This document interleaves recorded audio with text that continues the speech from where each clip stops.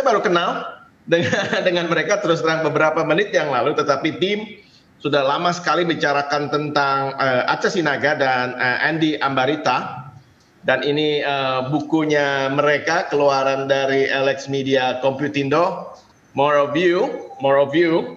Dan saya rasa Anda bisa membelinya, Anda bisa membacanya, karena isinya sangat menarik sekali, begitu. So Andy, you're welcome to speak in English or campur Indo. No, it's not gonna be a problem. Acha juga nanti kalau mau ngomong bahasa Inggris Indonesia, up to you guys. So my first question, this is an interesting book. Because your book is like an open diary. It's like you're very open. You even mentioned the names of the people that you agree with, that you disagree with, and not only that, you actually publish your chat records, that WhatsApp or whatever, that your chat records, you publish those with authentic stories. So what was the original idea? You want to be as authentic as possible, because in some of the books they only insert some of the chats, but I see so many chats here. It's like you want to get you wanted to get personal, because when I read this, I felt, whoa, this is too personal. I would never have the guts to do that, but you guys did it. So what was the idea behind it? They say your greatest mess is your greatest message. Amen. So we went through a lot of things during our relationship, and just to give you a backstory, like there are the names that are in there. However, the two main names or characters in the book, we actually changed their name, right? Because we want to give them that respect, right? So everything else is real. I mean, the backstory of this book is we were quite, we were contemplating for a long time in writing this book. When I say we, I mean my wife. she was the how should I say, the iron fist in this book, because she felt like she had a story to tell, and we got together and we sat down, we prayed about it. And we thought that our story will bless people, whoever might pick up that book and read it. And it turned out to be a real blessing, for people out there. And we get so many DMs and emails and so on and so forth, stating that there are things that there are many takeaways from the book that they have. That they've read the different various chapters, and this is overwhelming. Not that we want to sell the book or anything like that, but what we want to do is the baby. Sorry, kiddo. But the title of the book was actually after the song that I wrote, More of You. It was actually more of you means more of Jesus. It wasn't more of her, or she was referring to more of me, but more of Jesus, because our faith is embedded in our lives, and that's what we wanted to share, the grace and the amazing love that we felt through our not long distance, but the duration of our relationship before we got married. So who came with the first idea of putting all the WhatsApp chats inside the book? Is it your idea or Acha's? I think that's the power of this book, because you can see the real you. Awesome. Well, I don't see compromise. I see sacrifices in your relationship. Setiap masing-masing itu mengorbankan sesuatu supaya hubungan itu bisa establish, and I think that's the foundation of marriage everywhere. We need to serve one another, kan, ujung-ujungnya. So each one contributed something to this relationship. Tapi ada nggak yang bisa? I know you wrote some of the principles in the book, but can you specify and elaborate the key moment that triggered the maturity within you in Andi and in Acha? Because I know ada banyak childish dalam hidup saya, dalam hidup orang, tapi at the moment critical itu the maturity needs to be there. I know you mentioned in the book, tapi apa momen yang untuk Andi, untuk Acha, momen apa yang the trigger the maturity needs to be there?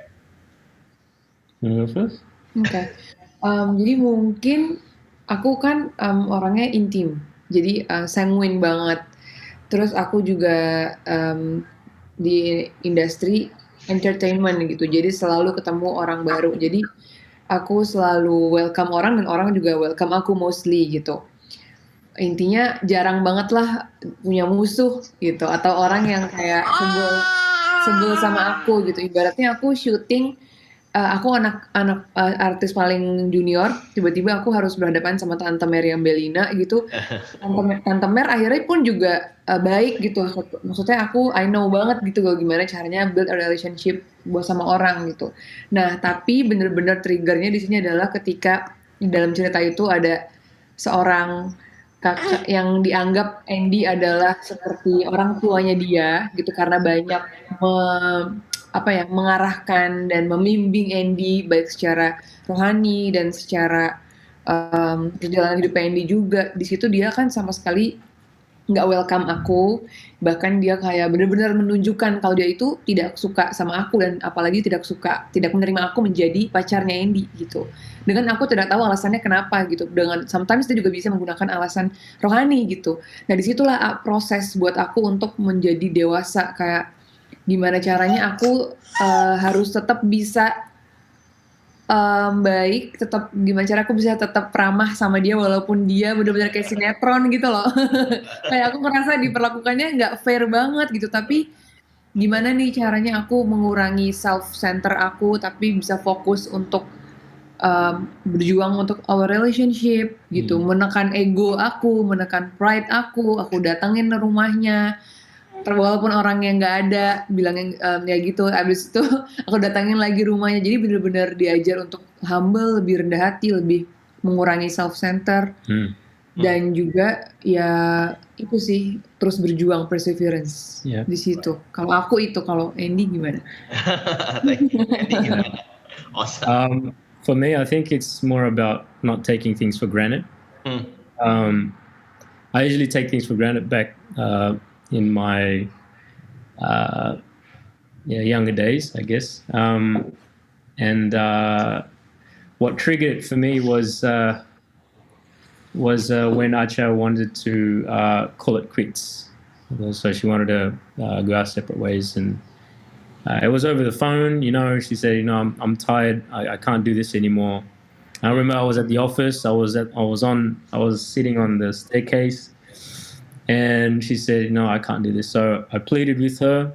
I actually went to a small corner in the room, and I pleaded with her. It's the only woman I've ever pleaded for. That's how special she is to me. And I keep saying that I'll go back to Jakarta.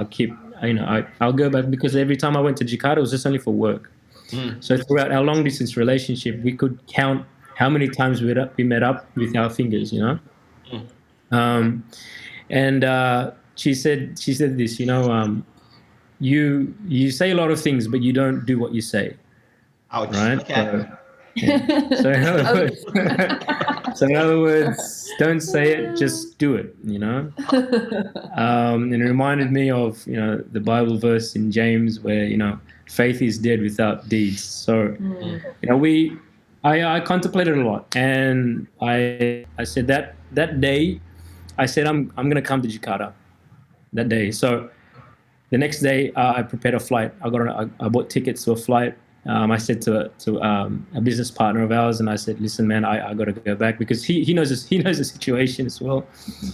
And tapi at the end itu nggak segampang itu, karena kan keadaan finansial buat beli tiket aja sebenarnya lumayan krusial, ya kan? It was quite expensive. Iya gitu. Terus kayak even your boss at that time nggak izinin untuk tiba-tiba gue ke Jakarta gitu. Jadi Aku di situ Andy benar-benar kayak mau But yeah, berjuang. I took a leap of faith because I felt what she had, and it wasn't only her, right? It wasn't only what she had is what I wanted. I wanted as well.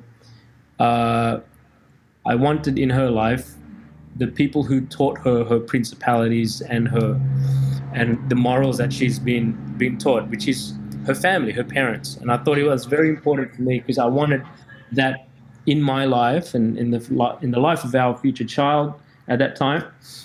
Um, and so I pursued it. And one thing that really I had to sacrifice a lot was my ego and my pride. And that was one thing I was struggling with. Why are you nodding your head like this? Kok She's nodding. sama. But that's one thing I had to sacrifice because as a man, you know, what I say goes. Like that's. But it's not. It wasn't about that. I quickly learned that it's about self-sacrifice. It's about what I can do for you. It's about And communication. communication. Juga. Yeah. Communication is the bloodline of every relationship. So. Yeah. That was the moment where I started to realize that there was something that needed to change. So it was like looking in the mirror, Right. and I saw all the blemishes in my face, my life, and that I had to change. Awesome. So talking about ego, there's one part in this book yang Aca bilang, can you meet me tomorrow? Dan kamu bilang, ya kalau sempat, kalau bisa. Benar-benar kalau sempat, kalau bisa, atau dalam hati, aduh padahal pengen ketemu, but you wanna sound it cool. Yeah. Itu gimana? Oh. Aku agak lupa yang mana ya Pak? Yang aku ngajak ketemu itu sebelum pacaran ya? Apa udah? Udah. Ya kalau sempat dia bilang. Oke. Kadang-kadang cowok kan gitu kan, kadang-kadang mau cool, ya kalau saya bisa. Gak apa. The next one. Ini kan di Indonesia terutama ada di saying among young people itu bucin kan ya. Cinta. So bahkan ada movie-nya juga itu. Nanti in the conference banyak kan single people. So love sick lah ya, budak cinta begitu. Because orang tendensinya ya kalau lagi in love ya so attached. They want to be attached. They want to learn about when they're feeling in love. Yeah. Gimana from your perspective, from your experience, dulu kan pernah LDR dan sebagainya, pengen ketemu, how do you set the boundaries between, aduh pengen banget nih tetapi ada responsibilities dan sebagainya begitu. Apa yang kamu belajar nih dari journey-nya kamu nih antara how come bagaimana bisa jadi orang yang stable atau orang yang balance? Dan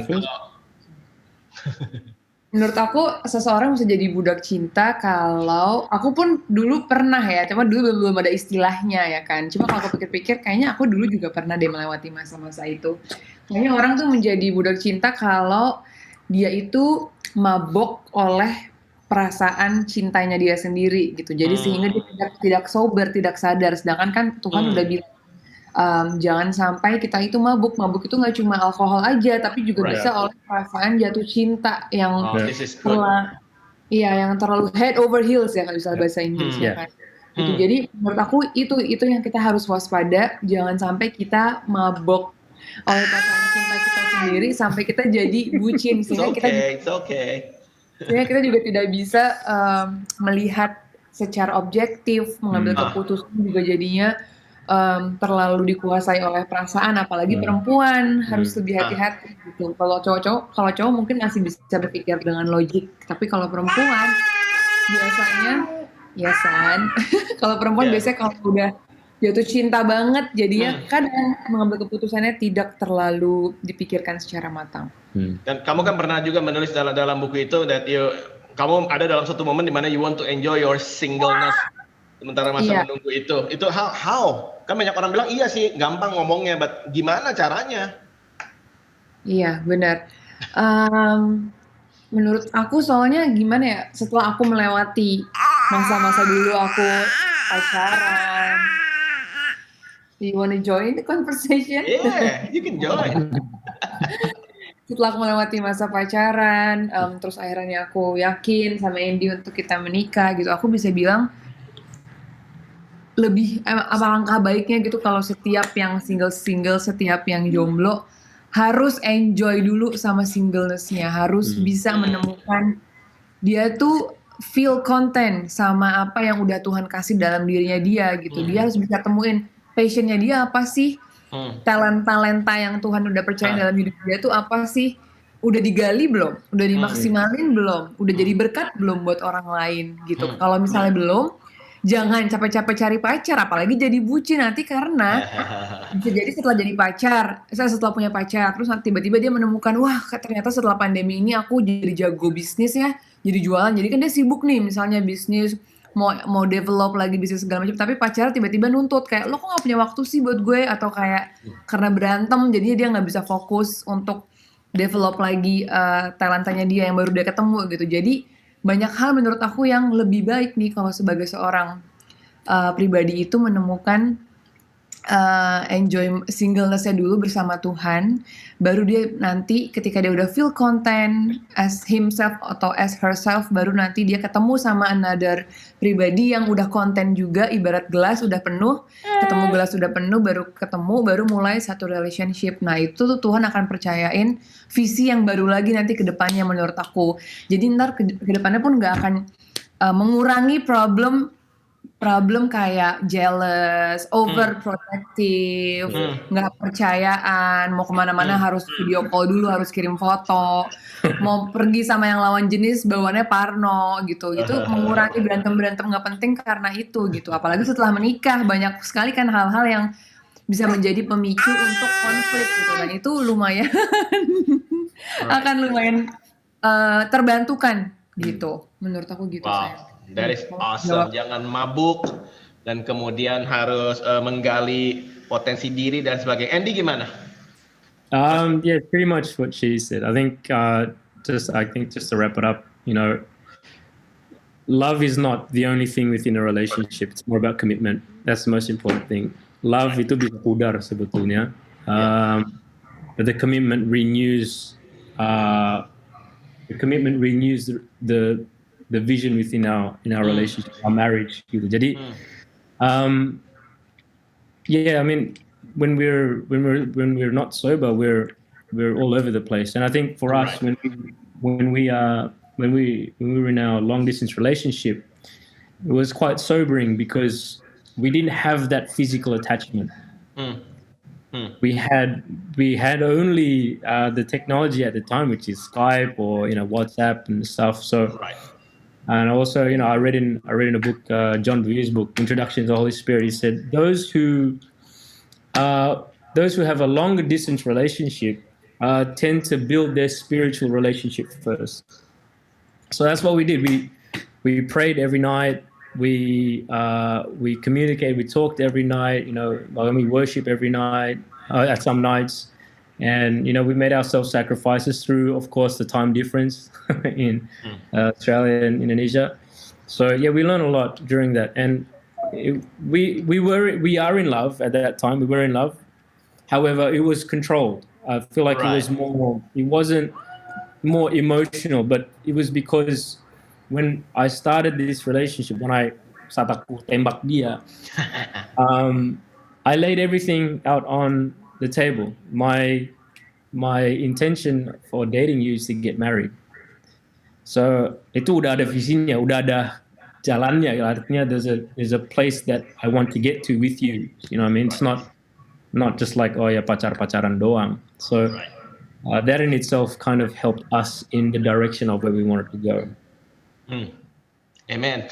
So teman-teman yang single di dalam buku ini banyak sekali kata doa ya.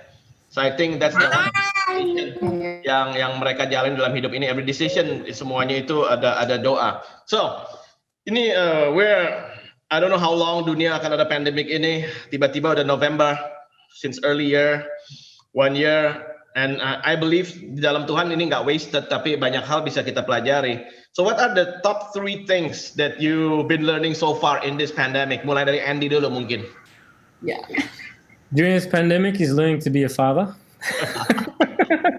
Because our son was born during the early stages of the pandemic, Or the How did that feel? I mean, kan orang takut keluar rumah dan sebagainya. Gimana tuh waktu itu?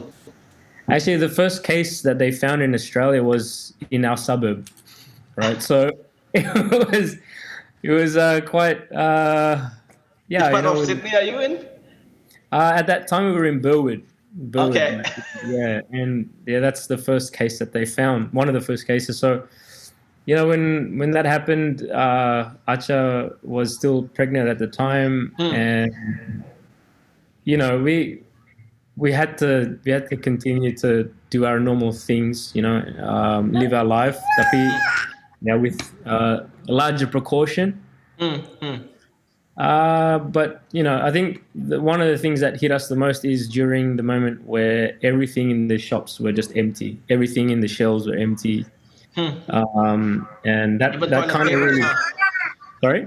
Even toilet papers at that time in some countries. Yeah, Orang sampai berantem di sini loh. yeah, you know. Iya. We have the gayung. You know, the gayung is the best. Indo power. yeah, gayung. Man. Yoi. So yeah, all that happened, but we still had peace, you know, in our hearts, and knowing that ya Tuhan pasti lindungi kita dan pelihara kita, dan ada aja Tuhan buka jalan buat ada makanan, minuman, malah kita berlimpah-limpah, you know, Right. and that's all because of the grace. It's all because of the grace of God, but it's not to forget about those who are struggling during this time. Right. Everyone is going through their own paces, but yeah, I think one was Lucas. The other thing was becoming a husband with a son. Yeah, Sama aja ya Pak ya. it's different. It's Oke, different. oke, It's oke. different. Because I have to look after you. Then, Iya, you iya, know? iya. You're like, Ininya lagi roller coaster hormones. yeah, you're oh my gosh, roller coaster home. Just starts crying because of no reason, you know. Like, yeah, and the other thing was, I think one of the other things was our spiritual maturity as well. Because I feel during this time of COVID, aku merasa bahwa Tuhan is refining those who truly want to seek Him. Because it's so easy to forget about who God is and what He has done, and you know, even those who have tasted and seen His goodness can forget with all these distractions that's happening around the world, you know. But during this time, you know, we really hunkered down and made sure that our relationship with Jesus and not only our faith but also our deeds as well, and serving others during this time. Right. Jemaat gereja juga, and also the youth and all that. We were still, I guess, you know, for lack of a better term, business as usual. Still serving Right. people, still working on ourselves and our vertical relationship and our horizontal relationship. So all of this is during that was you know, it's still now, but yeah, that's what we're working on. Aca gimana? Hal-hal yang dipelajari selama Very pandemi. good question actually. Bener kayak nggak kepikiran sebelumnya. Aku ini top things ya. Gantian dulu Pak. Oper-operan dulu Pak. Yang pertama ya pasti dia jadi mother. Bener-bener melatih banyak sekali hal. Bener-bener di stretch banget capacity fisik, mental, emosional, semuanya. Terus yang kedua lebih perseverance dan lebih sabar. Kayak bener-bener apa ya? Tadinya tuh aku udah ngeplan dari sebelum lahiran kalau kita mau ada helper di sini gitu dari Indonesia, kita udah urus visanya and everything. But this happened, so aku udah bilang sama Andy kayak dulu, sayang aku nggak mungkin bisa lahiran normal nih. Puji Tuhan, Tuhan make it happen, aku bisa lahiran vaginal birth. Terus aku nggak mungkin bisa sayang jaga baby sendiri gitu, because lingkungan aku semuanya selalu ada helper gitu kan. Aku ngelihat kayaknya susah banget sendiri, nggak mungkin. Karena aku sambil kerja juga. Puji Tuhan sampai sejauh ini udah 8 bulan.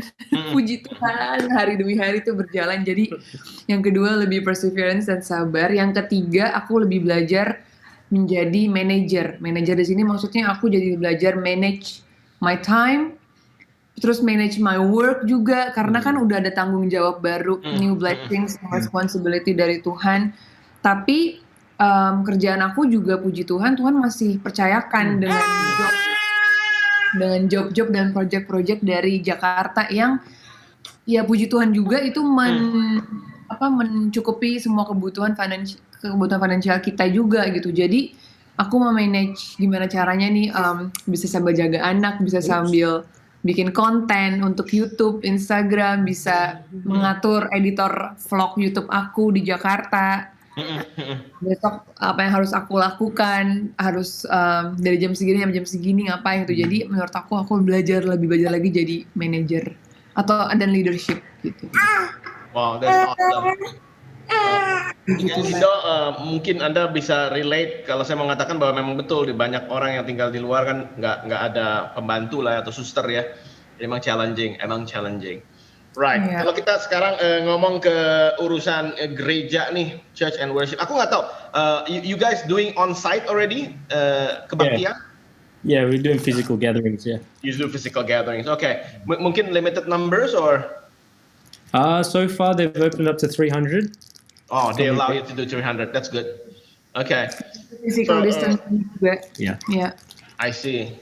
Okay. So concerning the church and worship after pandemic, what Andy mungkin duluan yang jawab. What's going to change? Because ada orang juga yang terbiasa online dan sebagainya, you know.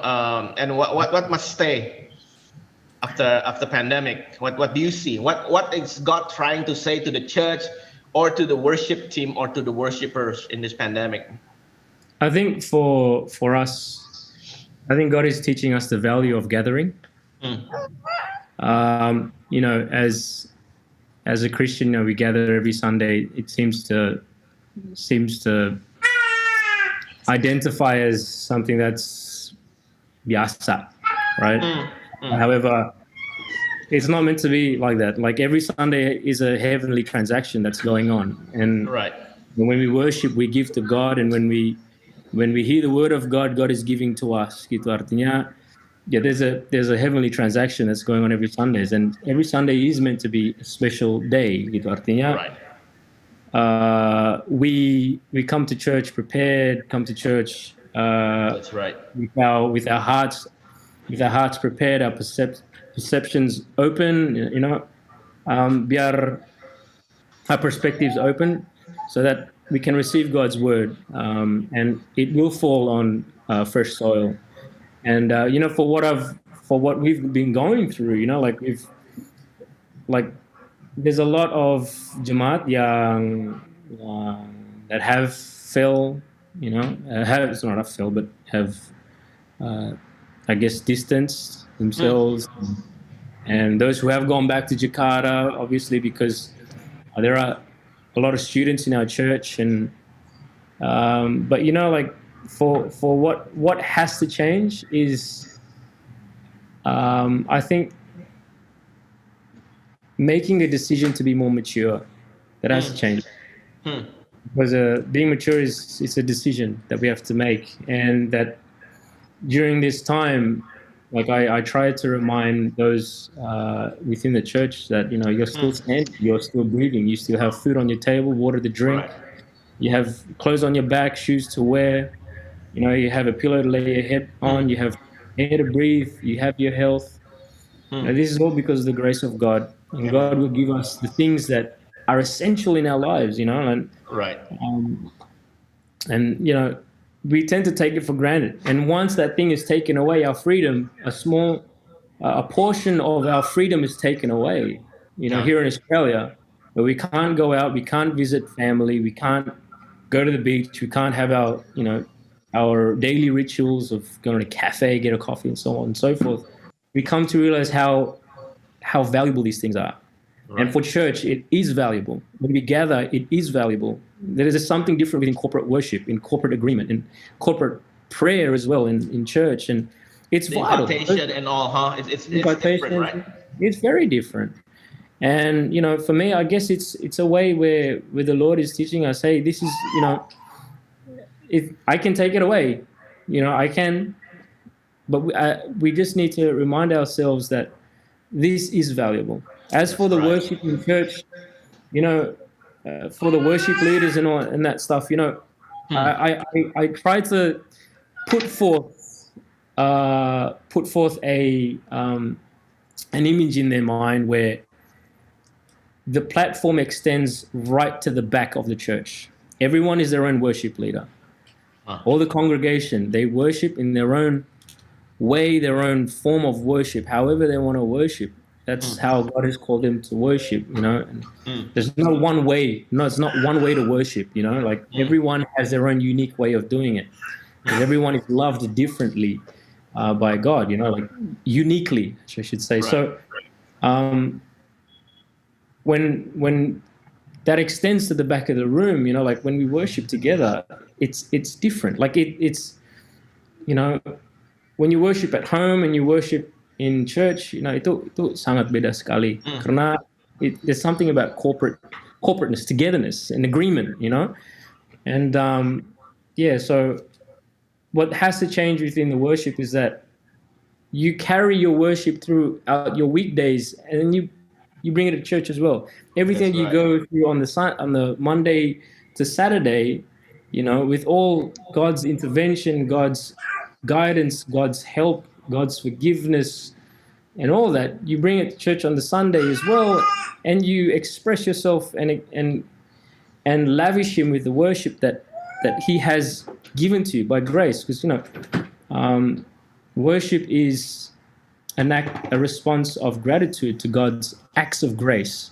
Jadi kita sebagai anak-anak Tuhan, we have to realize how important God is in our life, how Jesus is in our life, and throughout this entire pandemic, He wants more of your time. He wants more of your time. He wants to sit down with you. Your quiet time is not a monologue; it's a dialogue. Right. We just need to know who's talking more. You know what I mean? Yeah, kita. We have to really identify who we are in Christ. Like the first calling that we have in our lives is to be more like Christ. Right. And for that to happen, you can't do that if you don't know who Christ is, genuinely, authentically. Okay, so I think what has to change is our old ways. Right. Our old ways of coming to church empty. Those who serve at church, you have to come filled. Prepared. Those who attend church is just not only attendance, but it's in that pivotal stance, just ready to receive that God drop. When God drops something in your life, be more expectation on what the Holy Spirit will do every Sunday. Once we realize how valuable gatherings are, like how the church started back in the old days. It was just only small gatherings, but that's how important gatherings are. Right. I think what needs to change is our realization of how we need to be to make that decision of being more mature. Wow. So you're optimistic that the future church is going to be more glorious, because people are saying that online going to take over, church is going to be empty and all. You don't believe that at all? I think as for online, I have nothing against online church. Right. We have to be resourceful. We have to be shrewd in everything that we do, right? However, God has called people together, whether it might be in 4 walls, right? Okay, or whether it be corporately within 300,000 people, or it might be a small group. Right. You just never know. It's the same thing. As long as we still gather together. Right. And we dedicate that time in order to focus on to the Son of God, Jesus. And there's a lot of changes. I'm not going to try and predict what's going to happen in the future or anything like that. However, there is a refinement process within the hearts of the children of God. There's that thing where God is trying to cut off all these dead vines and all that stuff within our lives. So Wow, awesome. Well, the last question, maybe your final remarks. What would be your message to single or dating young adults, men and women? Nanti Aca juga harus jawab. message untuk orang yang lagi dating? Tapi Aca, tadi kamu ngomong, saya rasa ada sesuatu yang menarik. Orang bilang ini, ya Kak Aca kan udah establish karirnya. Kalau saya kan lagi nyari-nyari, mau nyari-nyari sampai kapan? Establish sampai kayak bagaimana? Sampai saya ini bisa baru mulai relationship dan sebagainya. Mungkin kamu bisa sharing itu Aca sebelum menutup. Mungkin orang lihatnya sekarang iya udah established, tapi kan dulu aku belum tahu aku bisanya ngapain. Aku juga melewati proses itu gitu. Aku kayak cari tahu Tuhan apa ya yang Tuhan taruh talenta dalam diri aku gitu. Aku coba, aku sempat ngeles drum. Yang hanya bertahan beberapa kali pertemuan. Jadi aku benar-benar mencoba menggali gitu. Sebenarnya apa sih ini yang Tuhan taruh dalam aku? Dulu aku juga ngerasa wah aku tinggi nih, kayaknya aku jadi model cocok deh. Terus aku coba mau ikutan kayak gadis sampul gitu dari majalah. But my dad at that time kayak masih, mereka kan pendeta kan bapakku, jadi kayak aduh apa ini nanti anak pendeta pakai baju kayak gitu di majalah gitu. Jadi aku dulu juga berusaha semua cara gitu sampai tapi masa semua caranya yang benar ya. Terus sampai udah dimulai terbuka jalan di entertainment, akhirnya aku juga tetap casting, jadi usaha tetap apa ya, datengin production house, kenalan sama producer and director gitu untuk bisa aku main film bagus gitu. Jadi tetap pasti di balik sekarang kita ini banyak sekali usaha-usaha yang kita lakukan yang mungkin tidak terlihat orang, tidak ada di postingan media gitu, tapi itu yang begadang sampai pagi. Aku ingat aku syuting dari jam 10 pagi sampai 10 pagi besoknya, and I have to drive back home ngantuk gitu dengan pendapatan mungkin yang kalau dipikir-pikir sekarang wow, dulu mungkin itu kecil banget gitu, tapi ya itu perjuangan kita kan. Right, wow. Yeah. Andy, ada final remarks for single dating young adults? First of all, yeah, I think it has to be said, walaupun seiman belum tentu sepadan. Okay? That's something that we have to understand. That's very important when you start a relationship. Secondly, I think don't look for someone that you want. Be the person that you want to attract. Okay, jadi don't be overly critical about other people, but be critical about yourself. You know, ask the Lord, what are the sort of things that I need to change in order for me to have a relationship with a certain person. Gitu loh. You know, we can't be overcritical of people and not look in our own mirror. Gitu loh. Jadi, I think that's very important. And also, I think having a relationship buat cuman asik-asik aja, you're wasting your time. Yeah, you need to really figure out what you want in life. Gitu loh. Right. And I think lastly, what was that point? I forgot now what the point was. Is this the poinnya kadang-kadang kan orang suka nanya kayak is he or she is the one? Yes.